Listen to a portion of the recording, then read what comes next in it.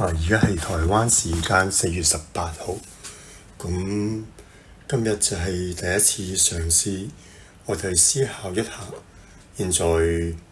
呢個貿易戰發生、關稅戰發生緊咩事？我哋如果參考第一階段美中嘅貿易談判，咁中國承諾採購2000億美元嘅產品，咁Donald Trump就收貨，當然最後尾係冇實現到啦。但係你可以睇到佢嘅手法就係過去貿易盈餘國會將啲盈餘啲企業單位去買美債，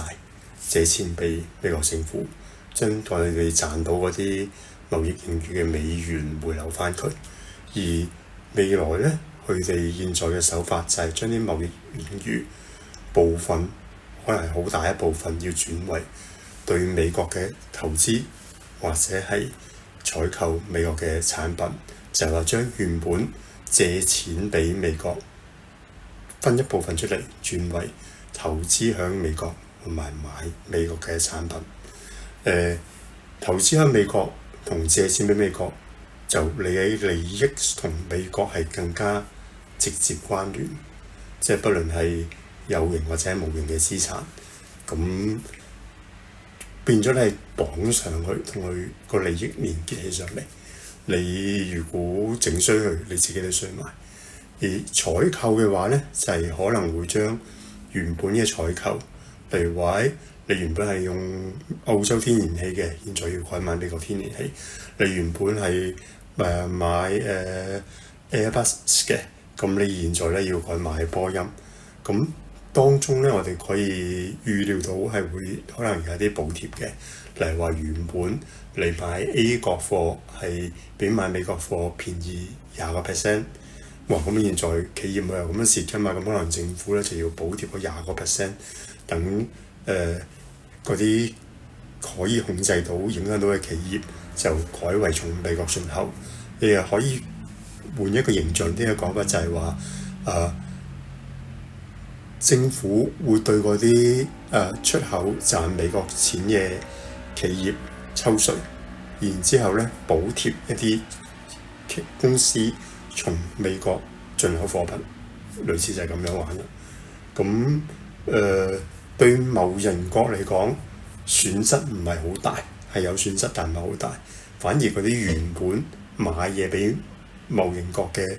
第三方國家咧，佢嘅影響可能會仲大啲。而留意頭先講嗰個擴大採購咧，喺有兩種情況。咁一個就係話原本啲人例如話唔中意食美國牛肉漢堡嘅，咁日後可能改為食，或者係更加多食美國牛肉漢堡。咁呢個係一個消費替代，亦都可以係消費嘅額外嘅提升，因為佢就係要你哋大家唔好淨係賺咗錢唔使，要你使多啲錢，而使嘅錢咧就係要使翻響美國身上。個大致上個做法就係咁樣。咁我哋可以睇到呢個固然美國係得益啦，佢由原本印公仔紙變成你買佢嘅嘢，或者係你投資喺佢身上，啲錢都係翻返去嗰度而佢唔使欠你債。對於貿易國嚟講咧，其實損失都唔係話太大，有損失，但係咧唔係咁即係話幾廿個%嘅關稅嗰一種，而反而係原本一啲出口去呢啲貿易國嘅國家咧，佢哋嘅影響反而係應該係幾係嘢嘅。咁就我現在想講，又見大家好似好少人講到嘅就係咁多，所以喺度分享一下。今日嘅第一次嘗試到此完畢，拜拜。